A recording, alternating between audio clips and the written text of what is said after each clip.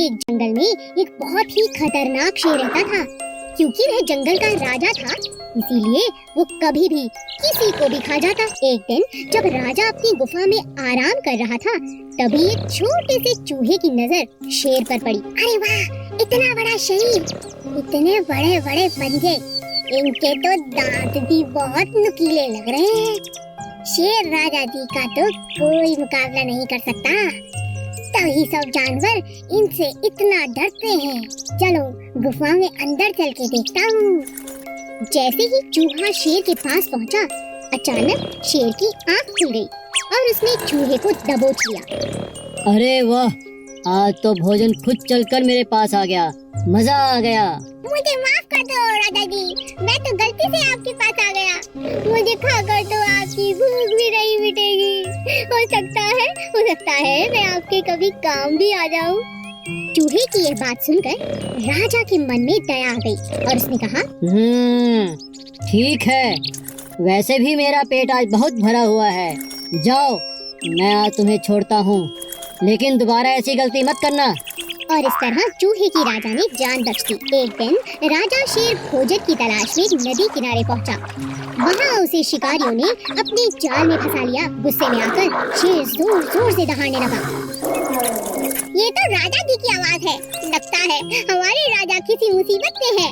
चलो उनकी रक्षा करते हैं। चूहे ने जब शेर को जाल में फंसा देखा, तो अपने दोस्तों के साथ तुरंत जाल को काट दिया और अपने राजा की जान को बचा लिया। शेर को खुला पाकर शिकारी भी भाग खड़े हुए।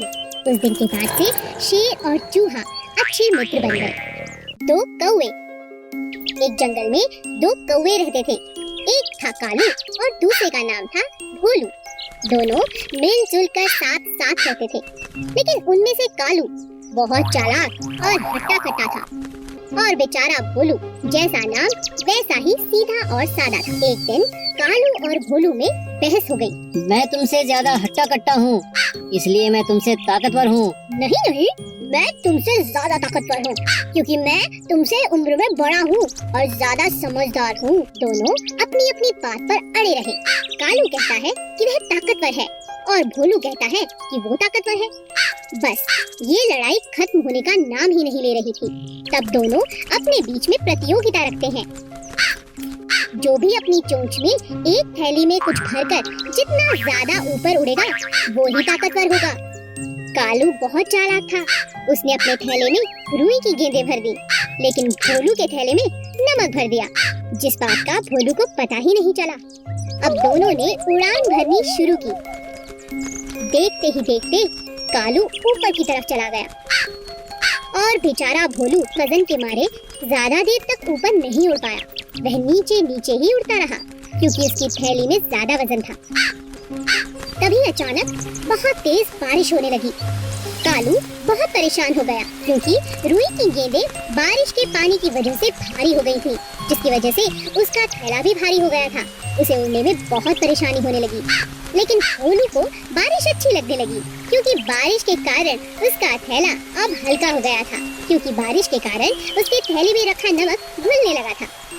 अब भोलू ऊपर उड़ने लगा और उसने चुनौती भी जीत ली। हमें किसी को धोखा नहीं देना चाहिए। दो बकरियां। एक बार की बात है, रतन नाम का एक चरवाहा अपनी बकरियों को नदी किनारे घास चराने ले गया। रतन नदी किनारे पेड़ की छांव में सुस्ताने लगा और दोनों बकरियां घास चरने लगी। अचानक पहली बकरी को नदी की दूसरी तरफ हरी हरी घास दिखाई दी। उस पार तो इतनी सुंदर घास, ये तो बहुत स्वादिष्ट होगी। मैं उस पार जाकर इसे खा लेती हूँ। मैं। और कैसे?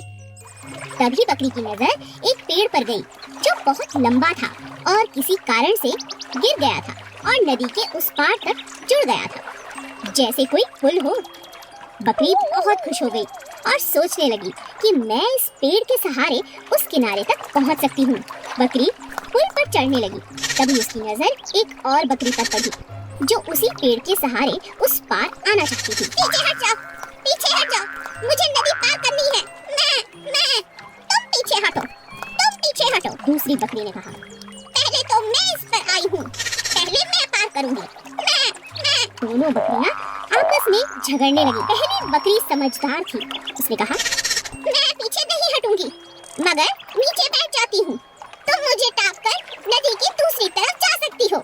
मैं झगड़ा कर कोई फायदा नहीं। दूसरी बकरी मान गई और पहली बकरी के छुपते ही वह टाप कर नदी के दूसरी तरफ चली गई। दोनों बकरियों ने नदी पार कर ली और एक दूसरे को शुक्रिया अदा किया। हमेशा लड़ाई झगड़े से नहीं बल्कि बुद्धिमानी से हल निकाला जा सकता है।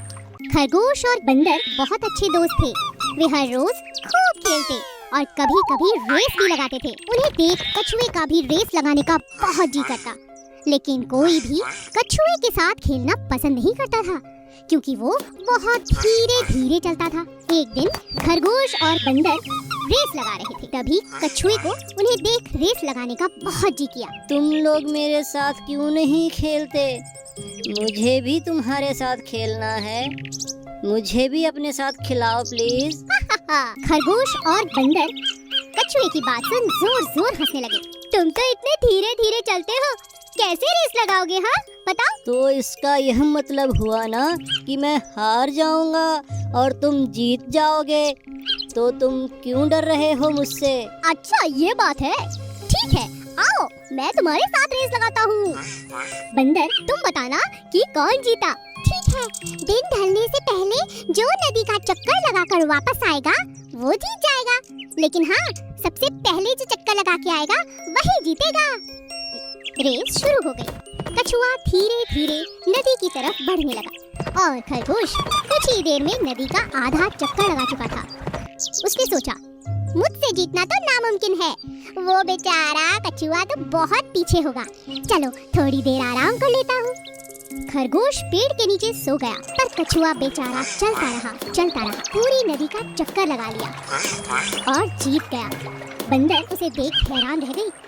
खरगोश अपने घमंड के कारण हार चुका था और कछुआ अपने आत्मविश्वास से जीत गया। ये बहुत समय पहले की बात है। एक जंगल में बहुत सारे जानवर मिलजुल कर खुशी खुशी रहते थे। एक दिन उस जंगल में एक ताकतवर शेर आया। वह अपनी मर्जी से जब चाहता किसी भी जानवर को पकड़कर मार डालता और खा जाता। धीरे धीरे जानवर जंगल में कम होने लगे। इस बात से परेशान होकर सभी जानवरों ने एक निर्णय लिया और शेर से मिलने पहुंच गए। वहां पहुंचकर सभी जानवरों ने अपनी बात शेर के सामने रखी। हाथी बोला, जंगल के हम सभी जानवरों ने एक निर्णय लिया है। कैसा निर्णय? हम में से हर रोज एक जानवर आपका भोजन बनकर आएगा। आपको शिकार ढूंढना नहीं पड़ेगा। अरे मैं तुम्हारी बात कैसे मानूं? कैसे विश्वास करूं? ऐसा ही चलता रहा तो थोड़े ही दिनों में हम सब मर जाएंगे। जंगल में कोई जानवर नहीं बचेगा, फिर आपको खाना नहीं मिलेगा। आप तो राजा हैं, हमें सेवा का मौका दे दीजिए। ठीक है, लेकिन समय से हर रोज भोजन भेजना ही होगा, वरना। अब हर रोज एक जानवर भोजन बनकर जाने लगा। एक दिन चालाक खरगोश की बारी आई। खरगोश नियमित समय पर नहीं गया। उसके दिमाग में एक उपाय चल रहा था, जिसके चलते वह देरी से गया। जब वह वहां पहुंचा, शेर बहुत गुस्से में था। इतनी देर कैसे हो गई? तुम तो बहुत छोटे हो। तुम्हें खाने से तो मेरी भूख भी नहीं मिटेगी। मेरे साथ एक और जानवर भी आया था राजा जी, लेकिन उसे रास्ते में एक और शेर ने खा लिया। इस जंगल में मुझसे बलवान शेर? मुझे दिखाओ, किसने मेरे भोजन पर अपना अधिकार किया? महाराज, मैं आपको वहाँ ले चलता हूँ, चलिए। खरगोश शेर को जंगल में कुएं के पास ले गया। महाराज, वो शेर किसी कुएं के अंदर छिपा है।